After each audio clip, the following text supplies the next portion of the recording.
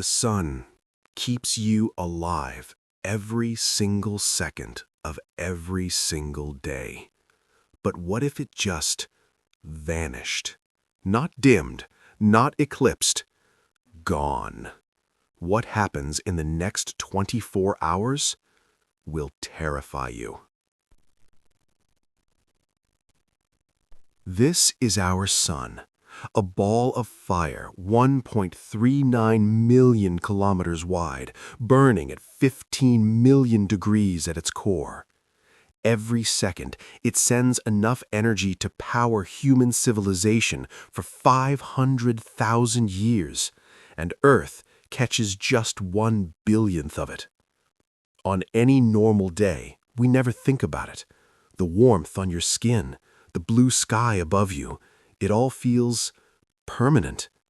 Light, heat, gravity, 3 gifts from the sun that make life possible. Now, imagine all 3 disappear at once. The sun vanishes instantly. No warning, no explanation, just a black void where our star used to be. And the terrifying part? We wouldn't even know. Light takes 8 minutes and 20 seconds to travel from the sun to Earth. So for 8 more minutes, we'd be living in the glow of a star that no longer exists. Right now, someone is eating lunch. Someone is driving to work. Children are playing outside. Nobody knows that 150 million kilometers away, the clock has already started ticking.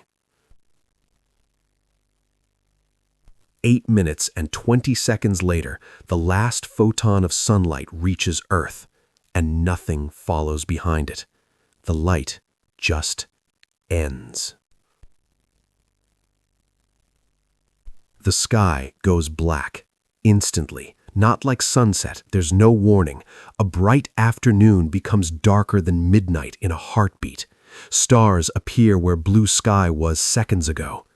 People freeze in the streets, phones light up, children grab their parents. Nobody understands what's happening. Across the world, 7 billion people look up at the same dark sky and feel the same fear.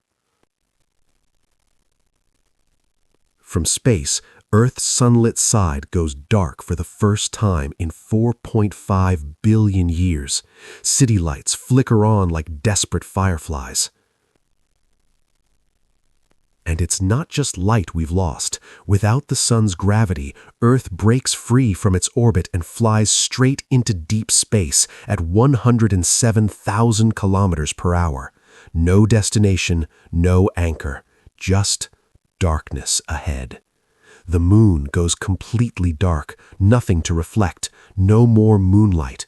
Earth and its moon drift together through the void, like a ship lost at sea. Within the first hour, the world erupts. Governments declare emergencies, stores are emptied, roads are jammed, phone networks crash. Panic spreads faster than the cold. Every screen on Earth shows the same words: the sun has disappeared. Nobody can explain it. Nobody can fix it. And then, people notice something else. It's getting colder. The temperature has already dropped 5 degrees, and it's falling fast.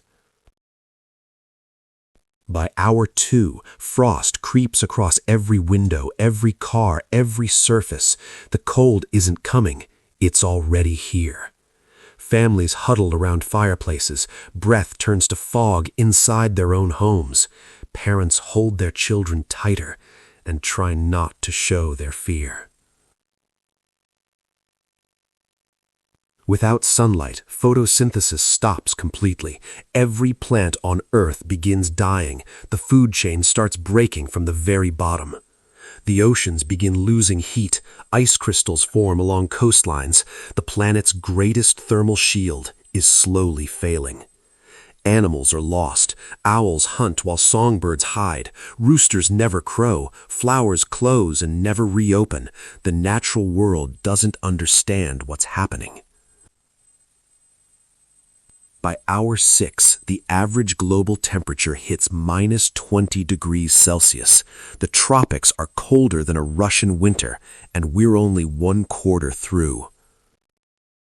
Cities transform into frozen tombs, buildings coat in ice, water pipes burst, roads become impassable, the infrastructure holding civilization together cracks under the weight of ice. Rivers freeze solid, lakes become sheets of ice, fresh drinking water is now locked beneath frozen surfaces. Then, the power fails. Ice snaps power lines across entire continents. Heating systems die. The last barrier between humanity and the cold is gone. Those who survive retreat underground. Subways, basements, bunkers. The earth itself becomes the only shelter. Down here, it's still above freezing. Up there, it's death. Hour 12. The halfway point, minus 40. Exposed skin freezes in under 10 minutes. Going outside without full Arctic gear is a death sentence. The oceans begin freezing on a massive scale. Ice sheets spread from the poles towards the equator. Earth's last thermal shield is surrendering. Clouds disappear, wind patterns die, the weather systems that shaped our world for billions of years go silent.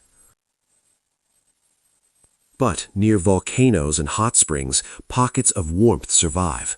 Iceland, Yellowstone, these become the last warm places on Earth's surface, the last campfires of humanity. The food chain is gone, plants dead, insects frozen, animals dying, billions of years of evolution undone in hours. From space, Earth is unrecognizable, a frozen, dark, dying world, and there are still 6 hours to go. Hour 20. Minus 73 degrees, colder than anything ever recorded on Earth. Civilization on the surface has stopped.